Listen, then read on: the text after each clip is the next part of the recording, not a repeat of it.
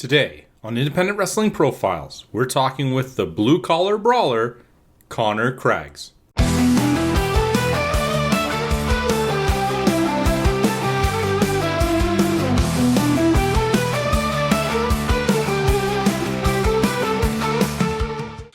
Take me back to your earliest memory of discovering professional wrestling. I would have to be, I would say 6 or 7, maybe. Yeah, I would say 6, maybe 5 even. I was at a buddy's house and he had a bunch of action figures. And so I didn't really know what they were. And he was a huge fan of wrestling. And then he started showing me all these clips, whatever was on TV. And I fell in love with it literally once it started going. My first person that I saw that got me hooked was Chris Jericho. I just fell in love. And I believe he was in right at the end of WCW of his run. And I was just so ecstatic. And I didn't even really like WCW. I saw Chris Jericho, and then it was all on my buddy's TV was WWF at that time. And it didn't matter what we were doing. Everything had to be wrestling. Video games, if we were just acting out. He used to have these curtains that would come down, and there would be a tiny piece of wood right at the bottom of it. We would take those out, and then we would just, body slam each other through these woods and be like, oh my God, this is crazy. That would have to be my first memory of wrestling and falling in love with it. And ever since then, I've always had the love for it.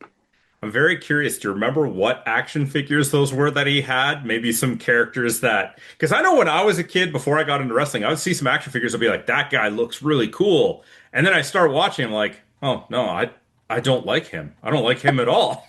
Yeah. So the ones I remember were The Rock and Austin. Austin had a black t-shirt and they were like rubber hands, but like a plastic body. And with The Rock, I don't know if it was The Rock or Austin, but his dog chewed the hand of either Austin or Rock. I remember him having tables, TVs, where you can, put the guy's head through and stuff like that. Like this kid had everything under the sun. So he had so many wrestlers. To be honest, I think it was Jax. Jax used to make the wrestlers. He had all those. He didn't have the rubber ones, the LJN. Yes. Yes, he didn't have those, but he had the plastic ones, which were so good. I loved them. I'm actually pretty sure, because when I was growing up, it was Chris Jericho and Chris Benoit. I understand his whole aura and everything, but that's what made me love wrestling. I'm pretty sure I still have the Chris Benoit figure that he had, which was my first figure that he gave me. So this screams Attitude Era, and I'm just curious, 5, 6 years old, there might have been a little bit of a stigma to it. Like, did you find any resistance trying to consume wrestling when, and I'm sure you remember all the stuff that was happening in the Attitude Era, some parents, some guardians might say, it's not cool. Yes, so my parents, they liked wrestling, but they were never like into it. We never bought pay-per-views or anything like that. Luckily, my buddy Joey, if I wanted to watch wrestling, I was there. It was never on TV at my place. The only time, 2 times I remember that wrestling happened at my place was when, was it Austin that threw Kurt Angle's medals off the bridge? WrestleMania 18 and SummerSlam 2002 were the only times I remember that wrestling happened in my house. Oh man, WrestleMania 18. I remember a lot of cross-generational viewing. Like I watched that one with my friend and his dad, and we never watched with his dad, but it was 18, it was Hogan Rock. It was like it was cross-generational. Yes, and I remember I was doing a project with a friend about none of it. And I was supposed to be at his place for, I think, like 2 hours. And there was like, I was there for maybe 45 minutes, and my parents picked me up and they're like, oh, we got a surprise. I wasn't thinking of WrestleMania. got home, and I think it was more so my dad's friend that was like into it, like, oh, we got to watch this. And we got WrestleMania 18. Fantastic. So I gotta ask, all of us as young wrestling fans probably had that moment where we pictured coming out at WrestleMania or, some of these grandiose things, but it was a pipe dream. It was a fantasy. Yes. When was it where you started to think it could be more than that? I thought like that as a kid, but I didn't get into it until I was 31 or 32. That actually, I would say the day I started, which was 2024, February 28th, if I'm not correct, was the first day where I kind of thought myself, oh, this could be more. I didn't think of it as a kid growing up. I knew my parents would have never let me wrestle. So I would say, yeah, then I thought could be more. As a kid, I always dreamed of it. It's actually disgusting thinking of it. Me and my friends, I know there's video somewhere. One of my friends have it of our little company that we made, which was CPW, Complete Pain Wrestling, which nowadays I'm okay with not doing weapons. That shit scares me. So to think about back then going like, yeah, I could do that. We would go around blocks looking for tables, ladders, mattresses, which hey, it's so gross saying now, but we would grab these mattresses or whatever we would find and bring it to this church on Adelaide and Wilson in Oshawa, and we would just wrestle for hours. Absolute hours. I remember getting caught when I was on top of a ladder and my dad snapping, like, get your ass off that ladder. I got down. He's like, you can't be doing this. I broke my ankle the first time wrestling. Oh. And I'm going to put wrestling in quotations because I wasn't wrestling. Yeah, yeah, definitely 2024, February 28th is when I thought this could be more. Okay, so I want to ask, and I don't mean it in any sort of disparaging way, but 31-ish years old is a little late to be getting started. And I say late even though, people have started later. But, you talk to these people who started, 15, 16, you had some experience with backyard wrestling, but what's the trigger at that point in life at 31 where you're just like, you know what? Let's just try going and doing wrestling. Great question. I do wish I started earlier, much earlier. It would have been awesome. So I was at Neb's with my daughter, and she's running around in the little, I don't want to say playpen because that sounds wrong, but the play area. And she's playing. And for about, I would say, 8 months, I kept on seeing New Beginnings wrestling in Oshawa. It always intrigued me. I was a little like, should I not? I am too old to do this and that. And that day I was looking and I saw another one. Me and the daughter went home. I'm looking at this ad and I look at the wife and I'm like, what do you think about this? She's like, I'm not going to stop you. You've always wanted to do it. Why not try it out? So I did with the courage of my wife. I was super nervous. I didn't know how it was going to go. But my first class, I went in, Ron T. Legend, he was running the class. And I think within the first 2 minutes, I fell in love. And I was like, I got to get back here. So going into it, did you find it to be a bit of a transition from a physical standpoint? I know, like, at 31, life gets in the way. Jobs, families, we're not playing sports 6, 8 hours a day, right? Yeah. And even if we have physical jobs, it's a completely different type of activity. Like, did you find physical hurdles of getting your body into the right shape for this kind of activity? Yes and no at the same time. Like I've always been active. My job is very active. It was the constant running, I would say, what killed me because I am an active smoker, which is terrible. Please never smoke. It is the worst thing in life. No, I wouldn't say physically I felt great. I still feel great. I've always been an active person, so I needed something to get that active out of me because I haven't played sports in a long time. The active that I did is running around with my daughter, and that's not like wrestling. But I didn't find too much challenges. It was more so keeping everything in my mind, like, oh, what this move was called, this and that. Yeah, I wouldn't say physically it really put a toll on me or anything like that. I think I was pretty cool with it. It was instantly fun. And if I was hurting and you love something, it's in the back of your mind. You're just looking forward, you're tunnel vision, you're just going for it. And I think that's what helped me a lot was I don't care about the pain. I'm having fun. It's beautiful. It just felt right. Take me through the journey to your first match. So you're training. Obviously, you're not training just to do the workout. Eventually, you want this to come to fruition in some sort of match. Do you remember the scenario that you got the notice that you were going to be performing? Do you remember the match, your opponent, maybe some of the feedback you got? Yes, my first opponent was AC Fitz. It was in Whip. No, I lied. It was in Curtis. So I was doing a one-on-one with AC Fitz, nervous as hell. I didn't know what to do when going out in the curtains, what to say. And I still to this day, I'm a little, everyone has those nerves. I still, you see me, I'm just, because I still haven't found that one thing to make that entrance pop. Like that, have like, okay, I get this guy when he first walks out. I'm just yelling.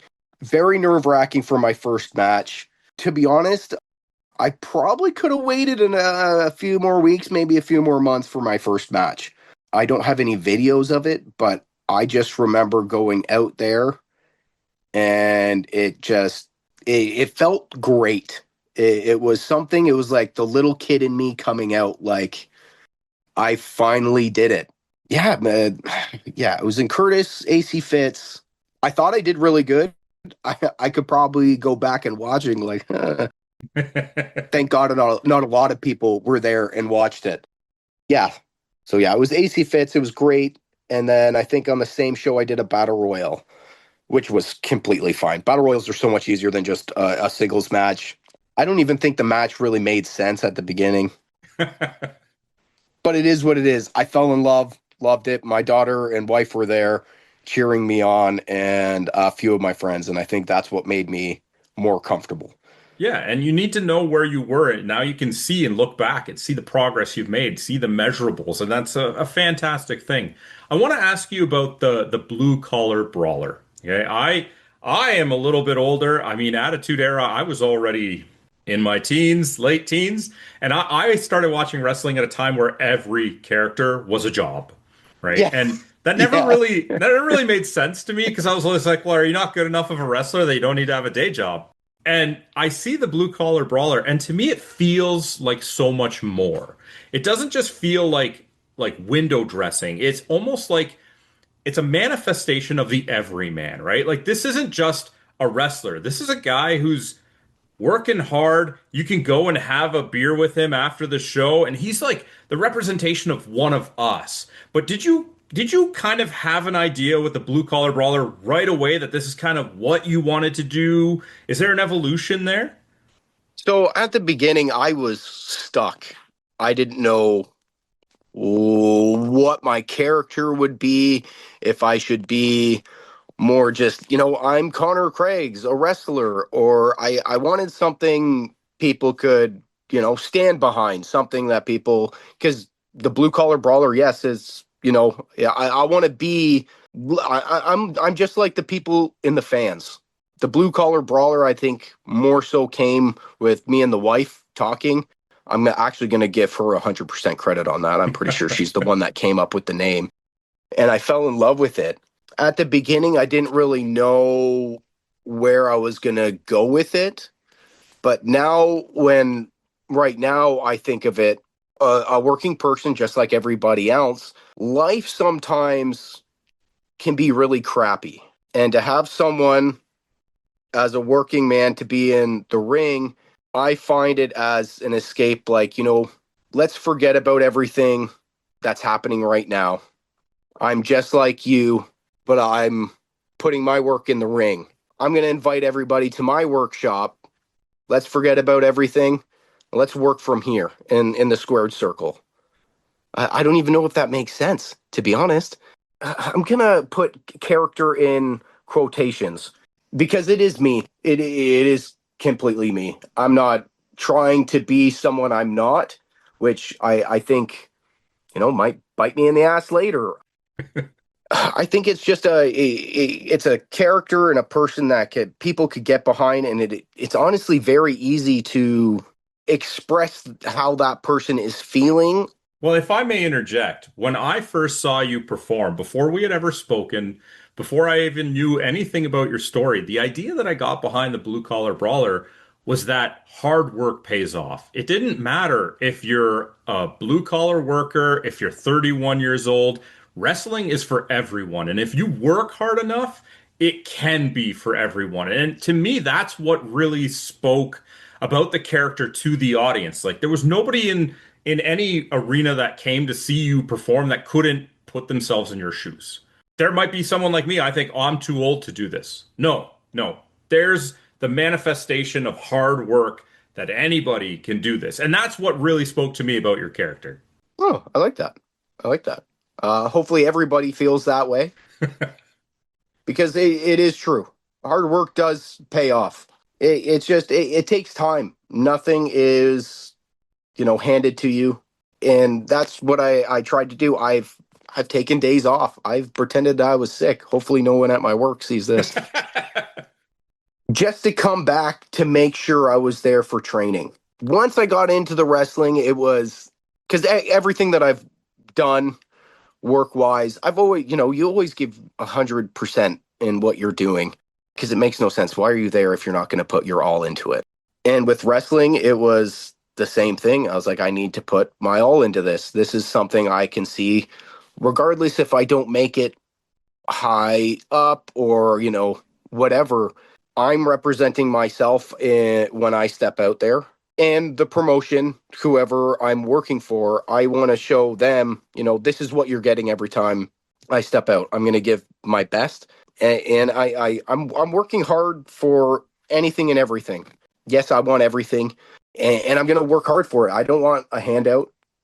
I've never been like that, and I don't want to start now. It makes no sense to start now. But if you put in the work, people will notice. People will notice. All right, so talk to me a little bit about your career thus far. I mean, it is still early, a young career in regards to tenure. But what are some of the highlights that really stand out to you? Some of the cool moments that, wouldn't have happened if it wasn't for wrestling. Some of the cool matches, some of the cool cities, even fan interactions. Like what if I asked you about your career, what immediately comes to mind as highlight moments? The C&E, to be honest, I would say that's the biggest thing. Very nerve-wracking, but just being around the talent that was back there and feeling not like I should not be there, looking around at everybody, and then going out and performing, and some of the wrestlers going like, "Where the hell did you come from?" Was a great feeling, especially when you have so much self-doubt in what you're doing, and to hear that from peers, from people that have been in this business for a lot longer than I am, I think was probably my biggest highlight. Matches, love wrestling Clash Kincaid. I would wrestle that guy any day of the week. That guy, as a wrestler and as a human being, is is amazing. That man is amazing. And if you don't know him or just had a little bit of interaction with him, you should be blessed because that man's a good man. Same with Michelangelo. I think I've had my best and favorite matches with Michelangelo. He has helped me with a lot, ins and outs of the business. Again, Ron T. Legend, and I still have not yet to face him. Hopefully in 2026. Another man that, even outside the ring, when I'm just having bad days, he's a man that I can go to, I can talk to. My biggest highlights, I got to say, are those three guys and Jethro. But those three, those are my highlights. Just to have that brotherhood and that friendship with those three guys, I think is the best thing that has come out of wrestling so far for me personally. That's amazing. And I got to see you and Michelangelo at Oktoberfest, and it was phenomenal. And I mean, it was an example to me of, like I would have never guessed that you were so new into the industry. You guys just had such a great chemistry and everything you did was fantastic. Thank you. Yeah, I can definitely feel there's a great chemistry between me and Michelangelo. Even from the first time we got in the ring and just trained, you can feel it. It was like I already knew his body movements and where he was going, and same with him. It's like he already knew how it was going, and I found the best part the first time we did our match is we went back, we watched the match, and we're like, we just tore it apart. Like it was the worst match we've ever done. And we do that with every match we've done. We always watch it and tear it apart. And then we're just like, man, it was a good match. Yeah, but this and this we could have changed and we could have done this different. I mean, it's a good attitude. If you get too complacent, then you're probably not going to keep striving to get better all the time. Yes, Moving forward, what do you kind of want to see come out of your wrestling career? Whether that be traveling to new destinations, working for new companies, who would you still like to square up with that's kind of kicking around the scene?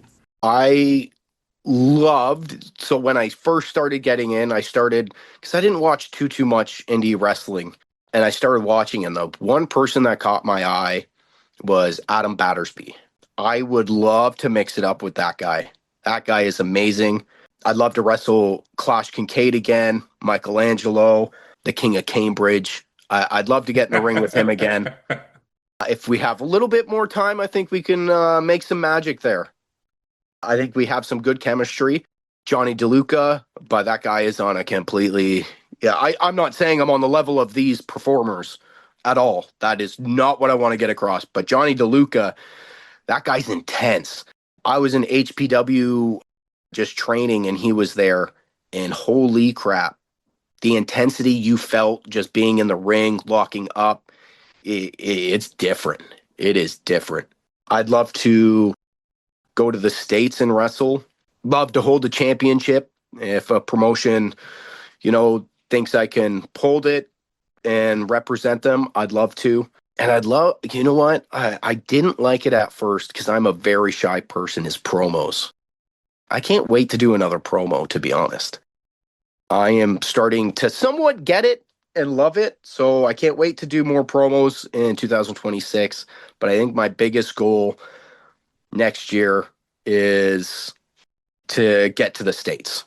And I do want to point out that like the first time I ever saw you was at Kill Ricky.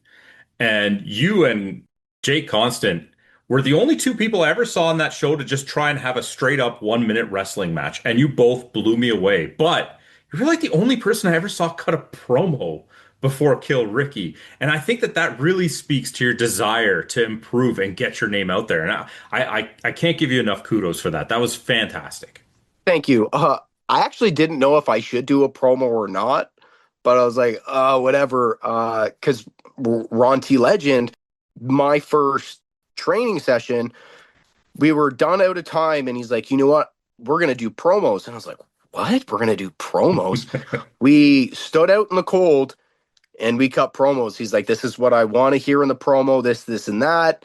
And we're not going to leave until each of you do a promo. I was like, what the heck? I'm like, this guy's crazy. So I did the promo, and from there, I have a group chat with him, and I'll send videos, just random promos, heel, face, and I'll just get his feedback from it. And I think that's helped me a lot. So with Kill Ricky, I was like, maybe I should do a promo. Maybe it shows a little bit extra of who I am. But God, I was so nervous that day. Even when I got there and I looked around, I was like, I shouldn't do this. I shouldn't do this. And of course, I'm pretty sure it was me and Jake, the first ones up. And Yep. I wanted to piss myself. I did. And I'm glad it was with Jake. That kid has a future. Holy crap. That kid is going to be indie wrestling. Watch out for that kid. That kid is going to be something huge. That guy. If I may interject once again, I mean, this is why you do it. I was at that show and I had never seen either of you before that. And after that 1 minute in the ring, I never forgot your names, right? Because you got to get in front of the people, and that's what you did. And That's the benefit of cutting promos and taking chances. Just get out there. Opportunity presents itself to people that present themselves to opportunity. So I commend you for that, and I think it was a phenomenal idea that I don't know why more people aren't latching onto it and doing it thereafter. Yes, I would like to go back to Kill Ricky, try it out once more, but we'll see. We'll see what happens in the future. That said, I like to get to the same question I ask everybody before we close out, and it's for a piece of advice. If you had an opportunity to go back and talk to a younger version of yourself who was starting out, or if you were talking to somebody, after a show who was like, hey, I'm thinking about getting into wrestling, what's the most important piece of advice that you could give to just make that a little bit of a smoother transition? Believe in yourself, I would say, is the biggest thing, and you got to follow your dream. If I could go back, I would put myself up against the wall and say, who cares what your parents think? This is for you. And you go chase that dream and don't doubt yourself. Yeah, I doubt myself every day, regardless of what I'm doing. Probably my biggest downfall. Go for it. Go for it. Don't hesitate. It's never too early and it's never too late.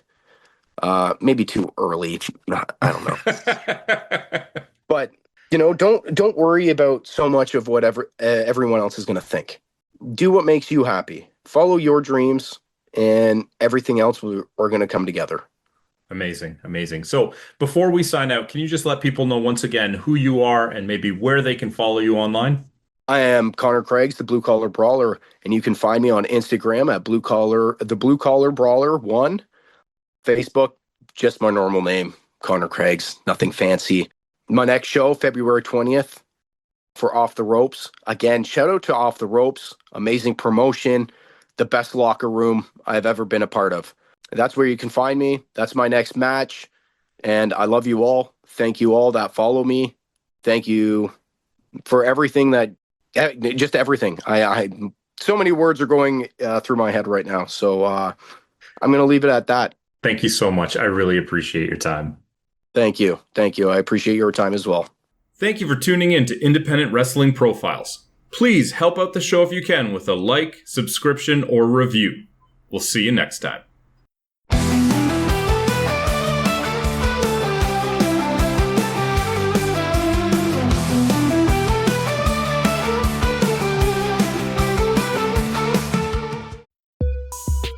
This program is a proud part of the Swear to Pod Network.